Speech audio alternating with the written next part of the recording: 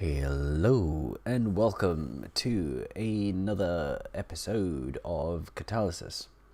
Catalyst, we look into the process of the project Catalyst Fund. This time around, we're going to be looking into Fund 3, specifically around the theme of the cohort, the Fund 2 cohort. So the people who are in the previous fund proposed new projects in Fund 3. We're going to be looking into them, especially or particularly the ones within the developer ecosystem. And this is going to be just a quick overview of that. So, as a quick background, the Catalyst program is a fund which is funded from the Cardano blockchain. Every time a transaction happens on the Cardano blockchain, a little bit of money is taken fees and put into a particular wallet, huge wallet called a treasury, and from that a bit of money then gets given fund by fund by fund to the community to basically put forward proposals and build awesome stuff. It doesn't have to be particularly within the digital like sort of physical space. It can be a problem wherever on the planet, just sort of presented, you'll find the community quite sort of welcoming and open-minded. So yeah, go over to cardano.idscale.com to find out more. With that said, let's actually just jump straight into it. Ooh, wrong button. There we go. Okay. I disabled this and then I forgot to bring it back up. There it is. Okay, yeah. So what we're looking at here is a spreadsheet put together by an awesome community member, Daniel. The link to a copy, this is a copy of that one, and the link to this one is in the description. And on this one, there are links to find Daniel, who also goes by CryptoFay on Twitter, I believe, in Reddit as well. So Crypto and FAY. And as I said, this is in the link below, and you can be able to find links on this one to find him as well, and to find his version, I believe, as well, the original version. Right, so as I said, we're going to be looking into the developer ecosystem proposals here. What I'm going to be doing, actually I already did, so I've ordered it by the amount of comments as well as the alumni, the Fund2 alumni.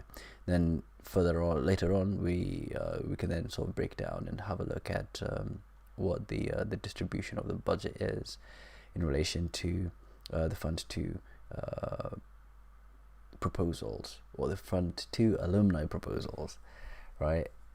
Okay, so let's just get started. So with 9 comments here, within the specific application tools category is wallet name system. This sounds like it was in Fund2. I think it might have been. Anyway, we'll find out once we actually sort of like get into the breakdown. So I'll open up all these different links to the page, to the proposal page, and then we'll actually get into the details of all of these. So that was that one. Okay, moving on to the next one with 7. Pool. Let's actually just highlight them. It will be a little bit easier to see. So next one with 7 comments, Stakeboard resource category, developer and SBO tools, CN tools. This, I believe, was in Fund2 as well. I could be wrong, but I think so.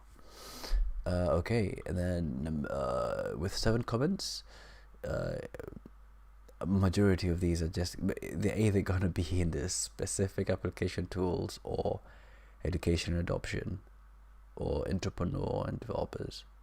I was trying to do that so that I don't have to keep repeating them, but I'll just keep saying them anyway. So with 7 comments within the specific application tools category, Ouroboros networking Rust crate. No idea what that means. would be interesting to look into it. Kind of sounds similar to the Ouroboros of Arena, so maybe those will kind of be similar and sort of complementary or something. And then after that, we've got 106 comments. Education and adoption, West Africa decentralized. I believe this one was in Fund 2. Yeah, these two basically ABCD and West Africa decentralized were both in Fund 2, and they both have 6 comments, and they're both in education and adoption. Okay, and then we've got with 4 comments here, free commerce, selling online with ADA within the specific tools, specific application tools category. Okay, so free commerce, selling online with ADA. That might have been, there were other proposals in Fund 2 which were basically looking to create some sort of payment gateway between like whether it's just online or like with Shopify or into fiat and stuff like that. So that might have been, maybe it's back with a different title.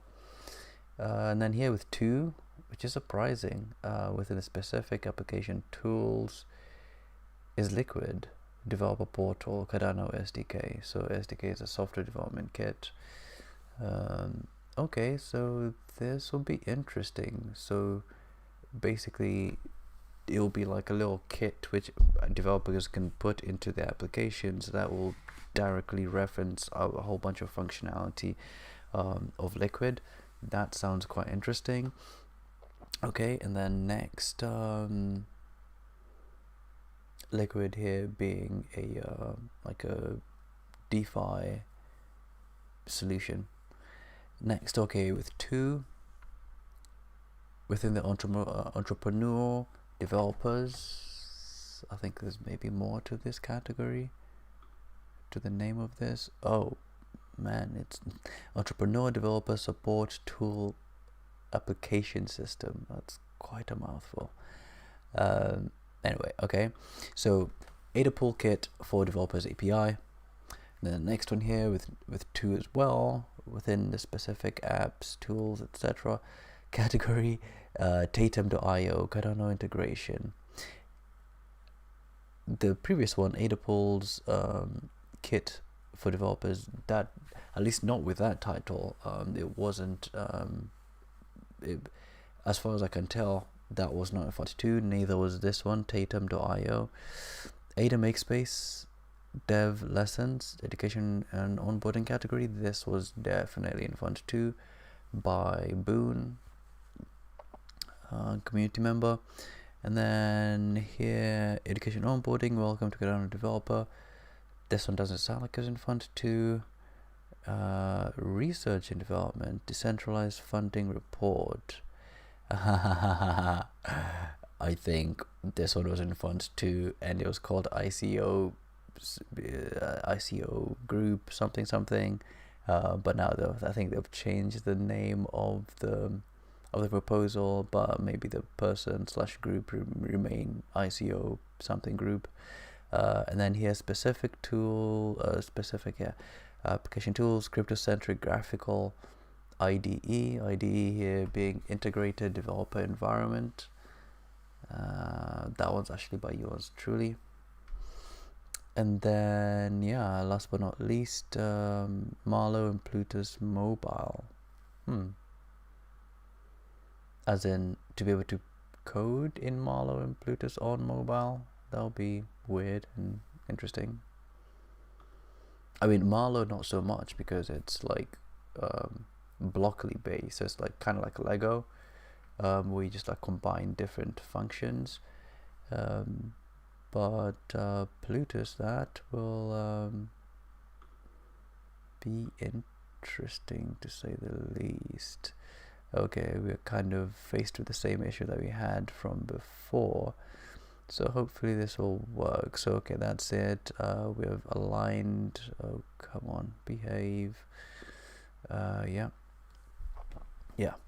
Okay, so we have at the top. So we're going from least amount of money asked to most amount. So starting off, the ABCD project within education, asking for 5,000 USD, which is a fair ask. I think this time around they're actually going to be successful because of that, right? Because it sounds like they've scaled down, which again, kind of coming back to what I said about the difference between people who are on fund 2 and fund 3 is that there's some lessons which happened, and one of them is understanding that actually doing like asking for less so you can now do like a proof of concept kind of thing, and then establishing credibility with the community, and then coming back and saying, hey, by the way, I did X, here it is, I'm back looking to do Y, and asking for Z. So okay, moving on, decentralized funding report asking for 6 grand, Ouroboros networking Rust crate asking for 7 grand, Ada Makespace asking for 13, developer and SPO tools asking for 14, Tatum asking for 15, Marlow and Plutus mobile asking for 15, welcome to Cardano developer asking for 25, West Africa decentralized, if this is the same project, it's odd that is asking for so relatively a lot more compared to, say, for example, ABCD. ABCD. Yeah. Okay. And then wallet name system. I'm assuming that wallet name system is like some sort of like human readable, because obviously with crypto addresses or wallet addresses, you know, it's all these sort of numbers and characters, letters, or not quite characters, letters, numbers and letters, I believe. So to actually have that translated into something that a human can read, you know, the equivalent of like a website address. A website address is human readable, or a domain name, and then, you know, you've got like the machine version of it, which like domain namespaces connect the human readable to the machine readable. Okay, where were we? Okay, Ada Pool Kit for developers, API for asking for 400 grand. Yeah, wallet name system asking for 30 grand. I find it kind of difficult to understand why the ask would be that big. Kind of the same for this one, Ada Pool Kit for developers, API. Again, like, I feel like these things could actually they would stand a better chance in doing having a smaller ask and doing like a proof of concept first. Okay, and then Liquid Developer Portal, Cardano SDK asking for 52. It's a lot, but again, because of the nature of this project and the fact that it was successful in Fund 2, I think they're most likely gonna end up actually getting this. Excuse me. And then last but not least, free commerce sell online with Ada asking for the most, 75 grand. Yeah, quite surprised about that one. I'm assuming that is the end. Oh no. Cryptocentric graphic IDE with not applicable, or yeah. So I mean, yeah, that was the last one in terms of the asks. So yeah, given that I know why this one didn't actually have a budget in it, is because I don't believe, and a whole bunch of others actually don't. If you scroll down, you'll see all of these. I believe this is because in the application, the proposal application process, there wasn't a field, I believe, to actually, or initially, to put in the amount that is being requested. I think that's something which they possibly added or turned on much later on, compared to the decentralized applications. Proposal application process actually had the field where you enter how much you're asking for. I say this because later on within the DApp one, they then added a field for a wallet, an ADA wallet address, which was not there when the applications were initially turned on or were opened. So I think the same thing basically happened with this, which is really unfortunate, because like turning on functionality afterward is just not good practice. Anyway, I might be wrong on this one, but I don't think so. But I would love to be proved wrong. Yeah. So anyway, so that's that. Let's see. Yeah, let's actually turn this off for now and just do a direct address. There we go. Yeah, that was interesting.